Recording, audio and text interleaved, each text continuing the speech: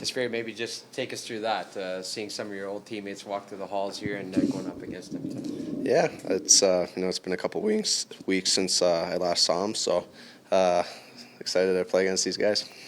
Tomer. Who do you anticipate being the best and the worst chirper on the Blues tonight? I think they're all pretty bad, so I'm not too worried about it. But like I said, it's going to be it's a fun night to play against these guys. Does the approach change when you're going up against your former team at all? Is there a little bit more personal incentive?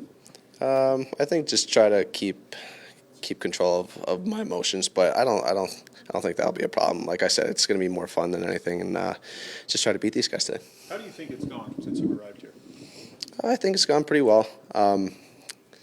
There is room to improve, I think, in my game, but at the same time, I'm playing a lot more, which is always a positive thing, and you can't complain about that. And I think I've gotten good looks and a lot of chances, so I think once I start scoring a bit more, it'll look a lot better.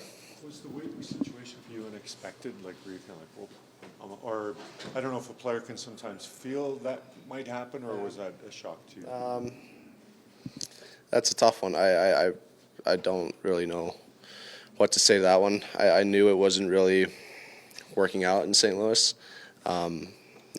There's always a possibility going on waivers or a trade or whatever, and once it happened, it never feels great getting put on waivers, but that's just the business that we're in, and I ended up here and couldn't be happier. Two of the teams that put claims on you were ahead of St. Louis overall in the standings, but just a thought on the fact that the Oilers did reach out to you during the offseason to potentially sign here as well. It's kind of ironic how it worked out, isn't it? Yeah, well, I guess everything happens for a reason, so like I said, I'm just lucky to be here. What was that day like, just waiting to see where you're going to end up? It was stressful. I mean, I'm not going to lie, it's just not knowing what's going to happen and you kind of not having any kind of say in where you want to go is always a little nerve-wracking, but just hoping for the best, and like I said earlier, just lucky that a team like Edmonton, had faith in me and picked me up. When you go from the role you had in St. Louis to what you're doing right now, playing with David and Draisaitl, do you have to adjust anything in your game? No, I think just be myself, play the same way, just be aggressive and use my skating, and obviously playing with Leon and Connor, just get them the puck as much as possible and go to the net, and hopefully good things happen.